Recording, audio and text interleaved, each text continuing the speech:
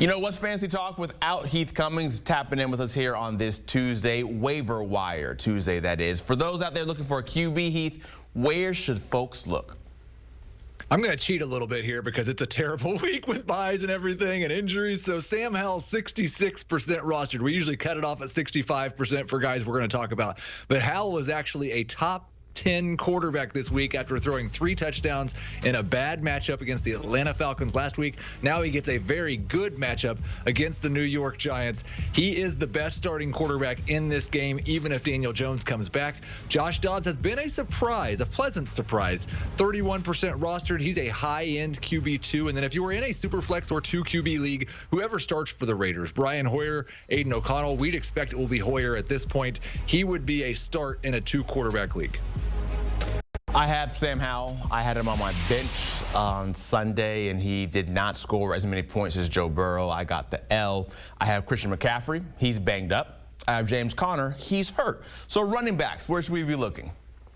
Well, and you had James Conner, so you may have picked up Emari Demercado last week, and so I want to add a little caution here. We don't know for sure who will lead the 49ers backfield if Christian McCaffrey is out, so we've got to add both these guys. Jordan Mason, Elijah Mitchell, the top 2 ads off the waiver wire. This is one of the best, probably the best run offense in football. It's possible these guys split the work pretty evenly, and they're both startable against the Minnesota Vikings this week. I lean slightly towards Mason. He definitely dominated the touches last week. It was Mitchell's first game back. I do think Mitchell more likely to take the passing game work than Mason. He's not been much of a pass catcher his entire NFL career. View them both as low-end number 2 running backs if McCaffrey is out. And then in Los Angeles, it does sound like they're going to be without their number 1 and their number 2 running back. So rookie Zach Evans, who got just a couple of carries this most recent week, will now be the lead back for the Rams in a pretty good spot. He, again, a low-end number 2 running back this week and widely available. How are you feeling about the wide receiver position as we look at that? I know you're not as high on the QBs, but what about this one? Yeah, it's you know, I like all 3 of these guys. Josh Downs definitely the best option for the rest of the season. That route he ran on the touchdown that he scored in week 6. Wow, go back and watch that. So 43% rostered. He will benefit from playing with Gardner Minshew for the rest of the season. I'd expect him to be a borderline number 3 wide receiver.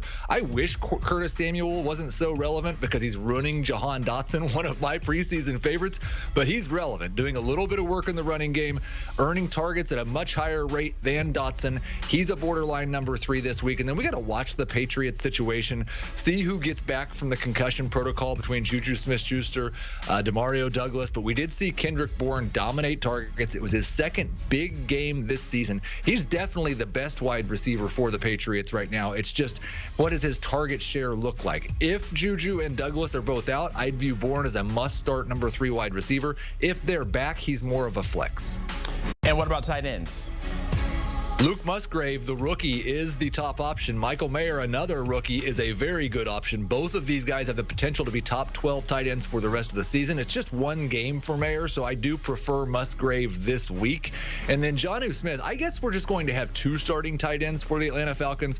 Only Arthur Smith could make that happen, but Smith has been very involved, really almost matching Kyle Pitts for the season in terms of involvement, at least after that first week. And so all 3 of these guys in the top 15 range for week 7. Do like Musgrave and Mayer more for the rest of the season. Yeah, week 7, folks are going to start to separate themselves from the pack when it comes to your fantasy out there. So listen to Heath, do what he says, and he'll get you right. Thank you so much for your time. You can get even more Heath on the Fantasy Football Today podcast. Like and subscribe. The guys stay active, getting after it every single day to help you every step of the way to get that dub.